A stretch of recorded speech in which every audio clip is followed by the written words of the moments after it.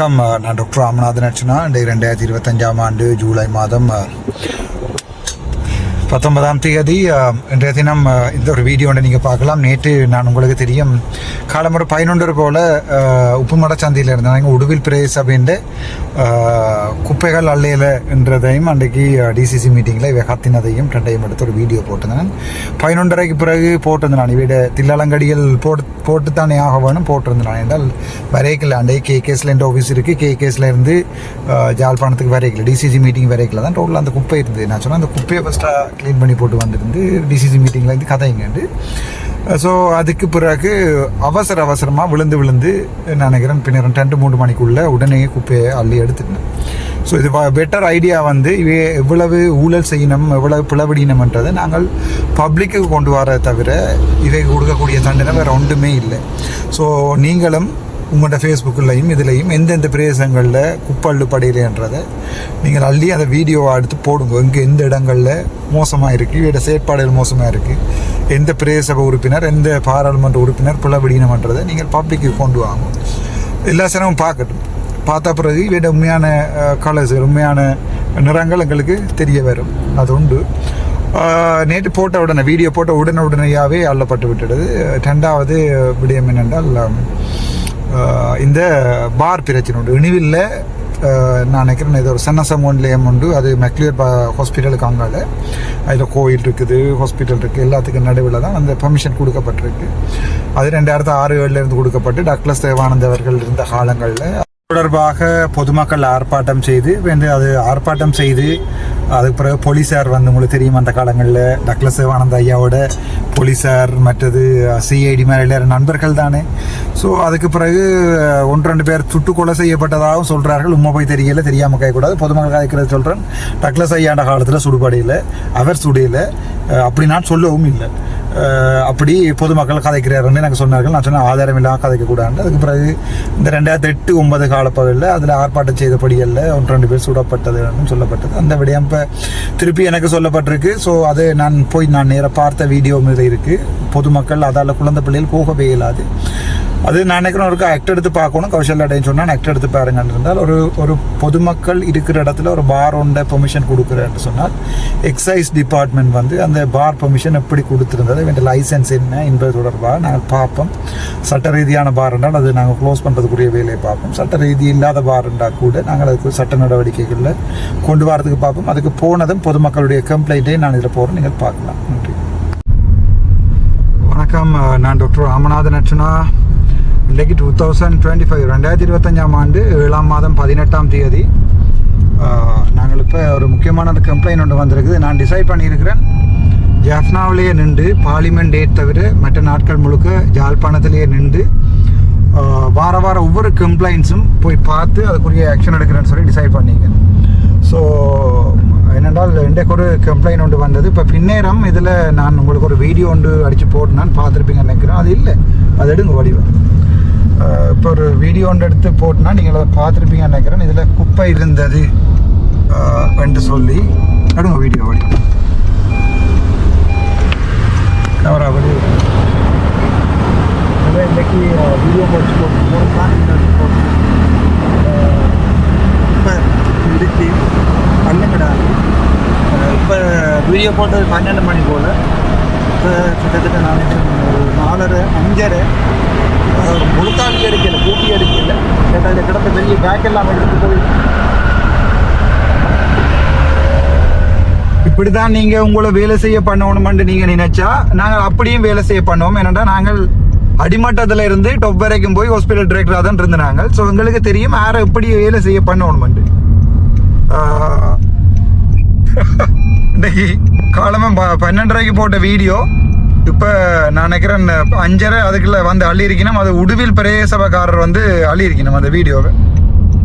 உங்களுக்கு அப்படித்தான் நாங்கள் வீடியோ போடணுமென்று சொன்னால் முதல்ல நீங்கள் திருந்தணும், நீங்கள் சேஞ்ச் பண்ணணும். என்னென்றால் உங்களோட கெப்பாசிட்டி என்னன்றதை நீங்கள் விளங்கிக் கொள்ளணும். இப்போ உதாரணத்துக்கு உங்களோட கெப்பாசிட்டி என்ன, நீங்கள் எதை நாங்கள் உங்களுக்கு கதைக்கலாம், எதை நாங்கள் கதைக்கக்கூடாது என்ற தொடர்பாக நீங்கள் அதை விளங்கிக் கொள்ளணும். என்னென்றால் நாங்கள் அப்படித்தான் வீடியோ எடுத்து போட்டு தான் நீங்கள் குப்பையை அள்ளுவீங்கன்னா நாங்கள் அதை செய்கிறோம். நாங்கள் MBBS படித்து போட்டு ஹாஸ்பிட்டல் டைரக்டராக இருந்தோண்டு இல்லை கடைசியாக உங்கள்கிட்ட நீங்கள் செய்கிற வேலையில் வீடியோ எடுத்து சனத்துக்கு போட்டு அவமானப்படுத்தி அந்த வீடியோ போட்ட பிறகுதான் நீங்கள் குப்பை அள்ளுவீங்கன்ற ராசா நாங்கள் அதை தொழிலாக செய்கிறோம். தயவு செய்து யாழ்ப்பாணத்தில் எங்கெங்கே குப்பை இருக்குன்றவருக்கா சொல்லுங்க, என் ஃபேஸ்புக்கில் ஒருக்கா கமெண்ட் பண்ணுங்க, அல்லது எனக்கு அந்த 94 77 556 99 24 நம்பருக்கு தயவு செய்து கால் பண்ணி சொல்லுங்க எங்கே குப்பை இருக்குன்ட்டு. நாங்கள் அங்கே வந்து வீடியோ எடுத்து போடுறோம், நீங்கள் க்ளீன் பண்ணுவாங்க. 300 ஓட்டில் வந்து போட்டு மக்கள் பிரதி என்று உளரக்கூடாது தம்பி. நாங்கள் 30,000 ஓட்டில் போனாங்க. அடுத்த வருஷம் 3 லட்சம் அடுத்த தேர்தலில் நின்றா நிற்கிறமோ இல்லையோ உங்களுக்கு தெரியாது, நின்றா 3 லட்சம் ஓட்டில் போவோம். எங்களுக்கு அப்படி அரசியல் செய்யணும் இல்லை. ஆனால் உங்களோட அரசியலை வந்து நாங்கள் வெளியால் உங்களோட வந்து பெரிய சபைகளில் நிற்கிற முழுக்க ஒவ்வொரு அரசியல் கட்சிகளுக்கும் வாழ் பிடிச்சதிலும் அதுக்கு பிறகு ஒவ்வொரு அரசியலுக்கு பின்னால் அரசியல் கட்சிகளுக்கு பின்னால் போயிட்டு குளறினாக்கள் தான் பெரிய சபை தவிசாளரா நேற்று எனக்கு எதிராக குளறினவை. ஒரு அரசியல் பேக்ரவுண்ட் இல்லாத ஒரு ஆள் குளறினா பரவாயில்லை. நீங்கள் குளறைக்கு எங்களுக்கு தெரியும், நீங்கள் எதுக்கு குளறீங்க என்னது குளறீங்கன்ட்டு. சரி, பிரச்சனையை தாண்டி இப்போ நான் அடுத்ததாக வந்து இணுவில்ல இருந்து ஒரு பிரச்சனை ஒன்று வந்திருக்கு எனக்கு, ஒரு பார் சம்பந்தமாக. அதாவது வந்து மக்கள் குடியிருக்கிற பிரதேசங்களில் ஒரு பார் ஒன்று இணுவில்ல நடத்தி கொண்டிருக்கணும். அது ஏற்கனவே மக்கள் கம்ப்ளைண்ட் பண்ணி அதுக்கு பிறகு ஒரு ஆக்ஷனும் எடுக்கல என்று எனக்கு சொல்லப்பட்டது. அதுக்கு பிறகு இப்போ நான் அங்கே போய் அதை பார்த்து அதன் ரியல் சிச்சுவேஷன் என்ன என்று தொடர்பாக நான் உங்களுக்கு போடுறேன், ஆறுதலாக போடுறேன். இப்போ அதுக்கு தான் போய் கொண்டிருக்கிறேன் நினைவில்லை. அது வந்து விதிமுறையில மீறி கொடுக்கப்பட்ட பாரா இருந்தேன்னு சொன்னால் நாங்கள் அதை உடனடியாக கேன்சல் பண்ணக்கூடிய சகல வேலைகளையும் நான் செய்கிறேன். இது எங்கேன்னு சொன்னால் இனிவில் மெக்லியட் ஹாஸ்பிட்டல் தாண்டி நான் இப்போ வந்திருப்பேன், உங்களுக்கு தெரிஞ்சிருக்கும். இனிவில் மெக்லியட் ஹாஸ்பிட்டல் தாண்டி அடுத்த ஒரு தியேட்டர் ஒன்று இருக்குது. முந்தைய தியேட்டர், இப்போ அது தியேட்டராக இருக்கோ என்னமோ தெரியல. தியேட்டரோட சேர்ந்து இருக்கிற ஒழுங்கைக்குள்ள தான் எனக்கு பொதுமக்கள் கம்ப்ளைண்ட் பண்ணியிருக்கணும். இப்படி இதில் பார் ஒன்று கொடுத்தாலும் அந்த ஒழுங்கைகளை யாருமே பார் பெர்மிஷன் கொடுத்ததால ஒழுங்கைகளை யாராலையுமே இருக்கவும் மேலாது. குழந்தை பிள்ளைகள் பொம்பளை பிள்ளைகள் எல்லாம் போகிற வர சரியான கஷ்டமாக இருக்குன்னு சொல்லி எனக்கு கம்ப்ளைண்ட் பண்ணியிருக்கணும். ஸோ நான் டிசைட் பண்ணியிருக்கிறேன், அதுக்குள்ள போய் விட பிரச்சனை என்னென்னு கேட்போம். இந்த ஒழுங்கைகளை தான் அந்த பார் இருக்குன்னு சொல்லினோம். ஸோ நாங்கள் போய் பார்ப்போம். பப்ளிக் நான் டிசைட் பண்ணிட்டேன் என்றால் நான் இங்கே நின்று எல்லாத்தையுமே பார்த்து எல்லா விஷயங்களையுமே கேட்டு மக்களுக்கு அது ஜனத்துக்கு பிரச்சனையாக இருந்துச்சுன்னா நேராக போய் அதில் பார்த்து சால்வ் பண்ணுறதுக்கு யாரோடையும் பிரச்சனைப்படாமல் சால்வ் பண்ணுறதுக்கு டிசைட் பண்ணியிருக்கிறேன். அதுதான் அந்த பார். இதில் ஒரு பார் ஒன்று ரெஸ்டாரண்ட் ஒன்று இருக்குது. அந்த கேண்டி ரெஸ்டாரண்ட் தான் அந்த பாரோட இது வந்து த கேண்டி ரெஸ்டாரண்ட் பார் உண்டு. இதுக்குள்ள போட்டிருக்கணும். இது கூட சனம் குடியிருக்கிற இடம். அதுக்குள்ள தான் அந்த பார். அது இப்போ திறந்து தான் இருக்குது, பார் திறந்து தான் இருக்குது. நாங்கள் போய் பார்ப்போம். அதில் கம்ப்ளைண்ட் பண்ணாங்கள்ட்ட கேட்டு பார்ப்போம், அது என்ன கம்ப்ளைண்ட் அதை பார்ப்போம். இப்படி குடியிருப்புகளுக்குள்ள மத்தியில் பார் கொடுக்கல அது அனுப்பவே நாங்கள் பார்ப்போம். எழுதி அந்த கடையில் தாங்க நாங்கள் 4 நாளைக்கு உடனே ஆக்ஷன் எடுப்போம். கையாளி தான் ஒரு பிரச்சனை இல்லை. கையாளி போட்டு ஊரில் இருக்கிறார்கள் உங்களோட பேரும் ஐடென்டி கார்டு நம்பரையும் போட்டு தாங்க. அந்த அடியத்தை வழியில் கொடுக்க மாட்டேன். ஆனால் அந்த கம்ப்ளைண்ட் ஒன்று பண்ணி நான் கம்ப்ளைண்ட் இல்லாமல் நாளைக்கு இவங்க போய் வழக்கு போடுவாங்க. நம்மளே எடுக்கலாம். பிரச்சனை தம்பி பிரச்சனை நம்ம பொம்பளை பிள்ளையர் தான் எடுக்கணும். சொல்ல இப்போ என்ன பிரச்சனை சொல்லு. இப்போ தொடங்கி ஒரு 4-5 எல்லாருமே வெளிப்படுத்துறதுன்றது ஒரு பொறுப்பு. நீங்கள் வந்திருக்கிறீங்க, கேட்டு வந்திருக்கிறீங்க. அதனால் நாங்கள் எங்களுக்குள்ள பிரச்சனையை கலைக்கிறன்றது எந்த ஒரு சிக்கலும் எங்களுக்கு யாருக்கும்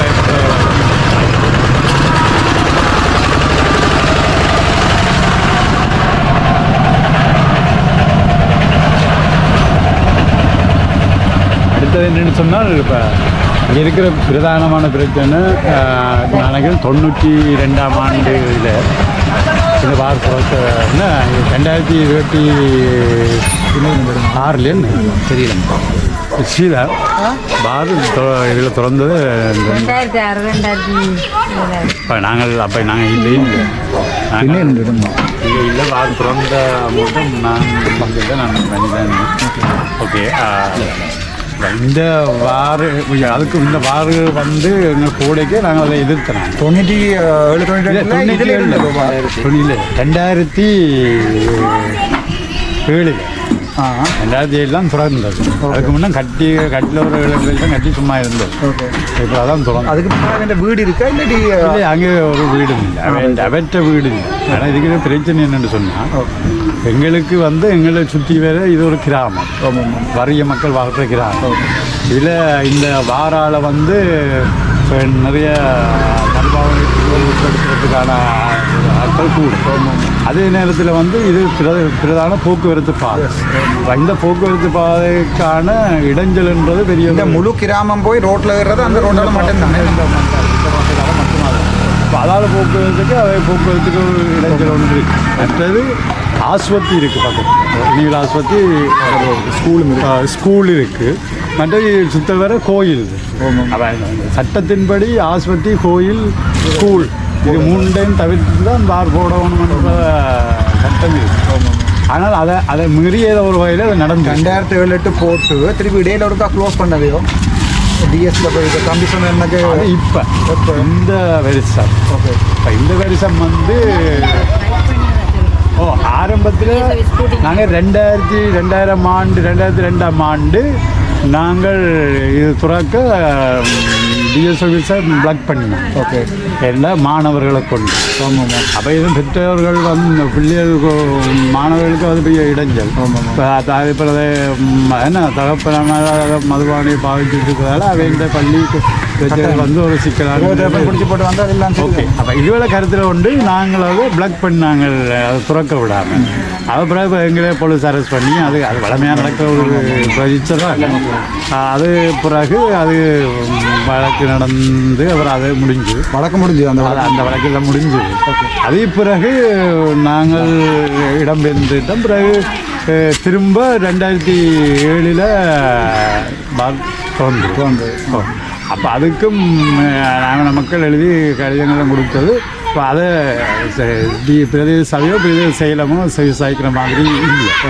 அப்போ இப்போ எங்களுக்கு ஒரு பிரச்சனை இருக்குன்னு அதை லைசன்ஸ் இருக்குன்னு தான் அதை சொல்லிடுறோம். ஆனால் இதே நேரத்தில் இப்போ இந்த முறை இப்போ திரும்ப அதை அந்த வாரம் திரும்ப புதுப்பித்து வாசலில் கட்டடம் போட்டிருக்கு. அதுக்கு ஒழுங்கான அனுமதி கிடைச்சதா இல்லையான்றது எங்களுக்கு கடை மட்டுமா இல்லை உள்ளே போயிருந்து குடிக்கிறது? உள்ளே போயிருந்து ரெஸ்டாரண்ட் அப்போ அது அப்படி இருக்குது இப்போ. அப்போ எங்களுக்கு இப்போ நாங்கள் வந்ததே முழு பேருக்கும் எம்பிமாருக்கும் எல்லாருக்கும் இந்த தகவல்கள் கொடுத்துருக்கு. நாங்கள் திரும்பவும் ஒரு டைம் நீங்கள் எனக்கு ஒன்றும் தேவையில்லை. நீங்கள் ஒரு 15 பேர் சேர்ந்து இந்த பாரால் உங்களுக்கு என்னென்ன பிரச்சனை இருக்குது, குழந்தை பிள்ளைகள் போயிடாமல் இருக்கின்றால் அது பொம்பளை பிள்ளைகள் போகலாம். ரெண்டு இப்போ லைட்ஸ் நேரமும் ஒழுங்கான லைட்டுகளும் இல்லை, ஒழுங்கு அவை இன்னும் ஒரு தரம் குடிச்சு போட்டு போய்க்கிற வரைக்கு அவை பிறகு வெளியேறினா என்ன நடக்கும்ன்றது ஒன்றும் தெரியாது தானே. நாங்களும் மெடல் தானே. இப்போ எங்களுக்கு தெரியும். நீங்கள் ஒரு கம்ப்ளைண்ட் லெட்டர் ஒன்று எழுதித்தாங்க. அது எந்த சேஃப்டிக்கு நாளைக்கு ஒரு வழக்கு கொண்டு எனக்கு விழுந்தேன்னா நான் வழக்கு உங்களுக்காண்டி பேஸ் பண்ணுவேன். எனக்கு 25 வழக்கு பிரச்சனை இல்லை. நாளைக்கு ஜட்ஜ் கேட்பார் என்னென்னு எப்படி கேட்பாருன்னு சொன்னால் நீங்கள் அவையிட்ட கதையை கேட்கறதுக்கு முன்னம் நீங்கள் அவையிட்ட இருந்து ஒரு அஃபிடவிட் எடுத்துருந்தீங்க. இயல்பு தானே. அப்போ உங்களுக்கு கம்ப்ளைண்ட் பண்ணதுக்கு இன்னும் ஆதாரம் இருக்கண்டா, அதுக்காக தான் நான் இப்போ வீடியோ எடுக்க சொல்கிறேன். இப்போ உண்மையாகவே பொதுமக்கள் கம்ப்ளைண்ட் பண்ணாவே பார்க்கார் எப்படி வழக்கு போடணும்னா எனக்கும் பாருக்கும் தனிப்பட்ட பிரச்சனையில் நான் எம்பியாக இருந்தோம் கூட போகிறேன் 2 தான் வழக்கு விழும் எனக்கு. அப்போ அதுக்கு எனக்கு ஒரு எவிடன்ஸ் வேணும். இல்லை அதில் ஊர் சனம் சொன்னபடியாக தான் நான் விஷயத்தை தலைவிட்டுனேன். எனக்கு ஒரு கடிதம் ஒன்று எழுதி ஒரு 15-20 பேர் சைன் பண்ணி எனக்கு தாங்கும். நாங்கள் எக்ஸசைஸ் டிபார்ட்மெண்ட்டை ஃபஸ்ட்டாக கடிதம் மூலம் கேட்குறேன். நீங்கள் அந்த படிப்படியாக அந்த ஸ்டெப்புக்கு போங்க. எக்ஸசைஸ் டிபார்ட்மெண்ட்டை கேட்போம். அடுத்து டிஎஸ் ஆஃபீஸுன்ற அப்ரூவல் கொடுத்துருவோம். நான் கெசட் எடுத்து பார்க்க சொன்னேன். நான் இந்த லோயர் இருந்தபடியாக கெசட் எடுத்து பார்க்க சொன்னேன். அங்கே என்னென்ன பிளவிட்டுருக்கணும்னு பார்ப்பேன். எனக்கு தெரிய ஊரில் இருந்து இவ்வளோ கிலோமீட்டருக்குள்ளே இருக்குது. அது மற்றது இப்படி இப்போ கொழும்புல எல்லா இடமே நாங்கள் போயிருக்கிறோம். ஒரு இடமே கண்டிலேயோ கொழும்புலேயே எப்படி ஆக்கள்ந்த குடிமனைகள் நடுவில் பார்கள் வைக்கிறதுக்கு ஒரு இடமே ஏற்கனவே அந்த சர்க்குலர் இல்லைன்றதான கிளிநொச்சியில் இந்த பார் பிரச்சனை இப்போ 15 பாருக்கு மேலே சிறியரம் பண்ணி கொடுத்தேன்னு சொல்லி இப்போ இளங்கமரன் சொல்கிறாரு தானே. இப்போ அந்த நேரம் இது டிசிசி மீட்டிங்கில் கதை கேட்கல எக்ஸசைஸ் டிபார்ட்மெண்ட்டில் இருந்து எக்ஸசைஸ் டிபார்ட்மெண்ட் சொல்கிறோம்னா எல்லா ரெகுலேஷன்ஸையும் பார்த்து அதால் தான் நாங்கள் கொடுத்துருக்குறோம். அப்போ இந்த இதுக்கும் அப்படி எல்லா ரெகுலேஷன்ஸும் இருந்தால் அதில் ஒரு ரெகுலேஷன்ஸ் இருக்குது, பப்ளிக் ப்ரொடெஸ்ட் இருக்கக்கூடாது. இப்போ நீங்கள் பப்ளிக் ப்ரொடெஸ்ட் பண்ணுறீங்கன்றாலே அந்த பார் இதை வந்து இவே கேன்சல் பண்ணி தான் ஆகும். இப்போ ஃபஸ்ட்டாக எக்ஸைஸ் டிபார்ட்மெண்ட்டை கேட்குறேன், அடுத்தது எங்கள்கிட்ட டிஎஸ்கிட்ட கேட்குறேன், அடுத்த பிரேசர்கிட்ட கேட்குறோம். கடிதம் மூலம் நாங்கள் அடிபட்டு பிரச்சனைப்படாமல் கடிதம் மூலம் கேட்போம். அப்போ கடிதத்துக்கு பதில் தரையில்லையான்னு சொன்னால் எனக்கு முதலே தெரிஞ்சுருந்தா நேற்று டிசிசி மீட்டிங்கில் காய்ச்சிருப்பேன்.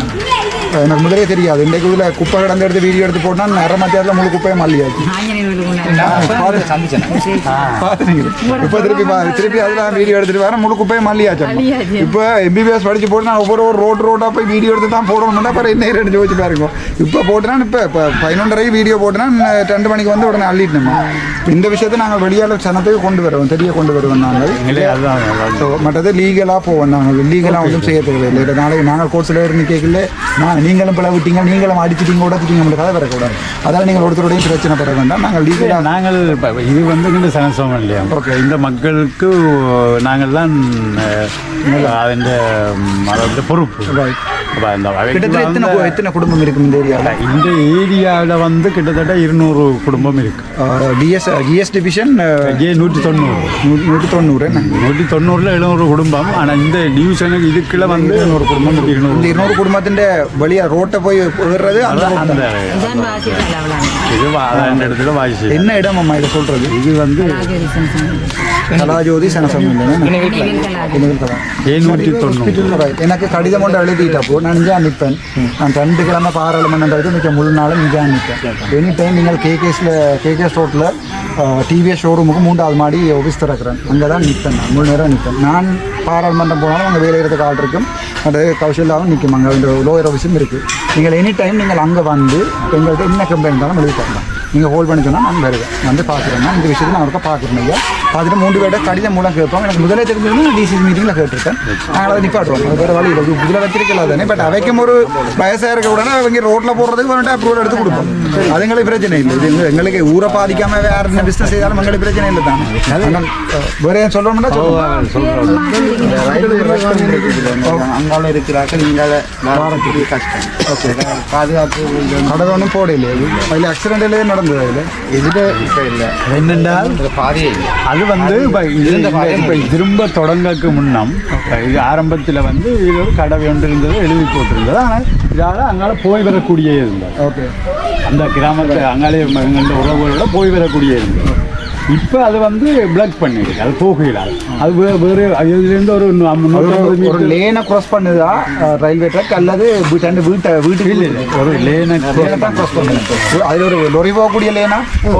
இந்த லேன் முதல்ல இருந்தே போய் வந்தோம். இப்படிதான் நாங்கள் கிரவுண்ட் ரோட்டில் 3ஆம் கிராஸ் ஸ்ட்ரீட்லேயும் இப்போ 3 ஸ்கூல் பிள்ளைகள் அடிபட்டு சேர்த்துருக்காங்க. இந்த லேன் வந்து இந்த குரோஸ் வந்து எங்களுக்கு ஆஸ்பத்திரிக்காரனா அப்படி சுற்றி இந்த ரோட்டுக்கு உரும்புரா ரோட்டுக்கு தானே, மருதாமடத்துல உரும்புரா ரோட்டுக்கு அந்த பாமடியிலே போய் இது ஒரு வளமையான ஆரம்பத்தில் அது ஏற்கனவே இருந்த ரோடு. பிரேசவர் ரோட்டாமா? அது பிரேசவர் ரோடு. அது பிரதேசவர் ரோட்டு. அது பிறகு இந்த மாதிரி அந்த அனுமதி இல்லாமல் வந்து இருக்குது. நாங்கள் இதையும் பிளாக் பண்ணினாங்க, ரயில் வேற விட. ஓகே, ஆரம்பத்தில் பிளாக் பண்ணி பாதுகாப்பான சிக்னல் ஒன்று போட்டால் சரி. இல்லை சிக்னல் அந்த பாதையை போட்டு அங்கால இப்போ இஞ்சாலங்களுக்கு பால் சங்கம் இருக்குது. அங்கே இருந்து வர வயசு போனாங்க, அதில் வந்து இருந்து பால் தூக்கொண்டு வர்றது ஒரு பெரிய அதே மாதிரி வயசு போனாங்க வர்றதுன்றது ஒரு பெரிய டிசிசி மீட்டிங்கில் நான் நடத்தும் முறை குழந்தை பிள்ளைகள் க்ரோஸ் பண்ணுறது பள்ளிக்கிடத்து. ஆஹா, அந்த பிரச்சனை இருக்கு. அங்கால எந்த டிவிஷன் வருது? அந்த ஒரு இதுக்குள்ள தான் க்ராஸ் பண்ணி கொண்டு போகுது. சரி, நான் அந்த விஷயத்தை பார்க்குறேன். நான் கடிதம் ஒரு எழுதி போட்டப்போ நான் கொடுக்க கால் பண்ணுவேன். நான் வந்து இதுதான் பிரச்சனை. அது வந்து டிசிசி மீட்டிங்லாம் கதைக்கலாம். அது வந்து ஏற்கனவே கதைச்சிருக்கேன். நான் ஏற்கனவே அங்கே ப்ரௌன் ரோட்டை க்ராஸ் பண்ணி இல்லை 3 ஸ்கூல் பிள்ளைகள் அடிப்படை இது வரைக்கும் சேர்த்துருக்கு. உங்களுக்கு தெரியுமா நினைக்கிறேன். டிஃப்ரெண்ட் பிள்ளை ஒன்றும் சேர்த்து இல்லை. அப்போ இப்போவும் அது பாதுகாப்பில்லாம தான் போய்க்கொண்டு இதில் முரண்படுறதுக்கோ இல்லாட்டிக்கு அவையோட முன்விரோதமோ இல்லை. வேற ஒரு தள்ளி பாதுகாப்பாக பாரை போட்டு விற்கிறோம். அப்போ நேரம் எங்களை போட்டு எங்களுக்கு ஒரு இல்லை. நான் நீங்களும் பார் வச்சு கொண்டு அவரை க்ளோஸ் பண்ண சொல்கிறேன். எங்களுக்கு எங்கேயும் பிஸ்னஸ் செய்யணுமா? பிரச்சனை இல்லை. அதெல்லாம் 4 பேரும் பாதி பெறக்கூடாது. அதான் எங்களோட பிரச்சனை. எனக்கு ஒரு கடிதம் கொண்டு எழுதிட்டோம்னா நீங்கள் தம்பிட்ட சொல்லுங்க, கால் பண்ணி போட்டு நாங்கள் 2 மணி ஆஃபீஸரில் கொண்டு தாங்க. நான் இதில் போய்க்க நின்று வேண்டுறேன். இல்லை, நான் அங்கே உங்களுக்கு ஞாயிற்றுக்கிழமை பின்னேரம் திறந்துருவேன் ஆஃபீஸ். நீங்கள் கொண்டு வந்து தாங்குவாங்க. திங்கக்கிழமை கடிதம் எழுதி டிஎஸோட நான் திங்கக்கிழமை டிஎஸோட போய் கதைக்கிறேன். அதுக்கு முன்னே நாங்கள் தரோம். நீங்கள் கடை தான் தான் நான் வச்சுக்கொண்டு அதில் கொப்பி கொண்டு கொடுத்து நானும் ஒரு கடையை அடித்து போடலாம். அடுத்து டிஎஸ்கிட்ட கேட்போம். டிஎஸ் அதுக்கு என்ன ஃபைல் சொல்கிறான்னு பார்ப்போம். பிரேசபை எனக்கு தெரியும் ஆக்டில் இருக்குது. பிரேசபை டிஎஸ் எல்லாம் அப்ரூவல் கொடுக்கும். பிரேசபை டிஎஸ் எல்லாம் என்ன அப்ரூவல் கொடுத்தது பக்கத்தில் கோயில் இருக்க தக்கனே அதெல்லாம் இருக்கப்போ அவைகிட்ட கேள்வியாக கேட்போம். ஹாஸ்பிட்டலுக்கு பக்கத்தில் அங்காலும் மெட்ரிகேட் ஹாஸ்பிட்டல் பார்த்துட்டு நான் அதை உங்களுக்கு கட்டுறேன். சரி சரி ஓகே இதை வரேன்னா சரி போய் போகலாம். இருங்கார் ரோடு. சரி ஓகே.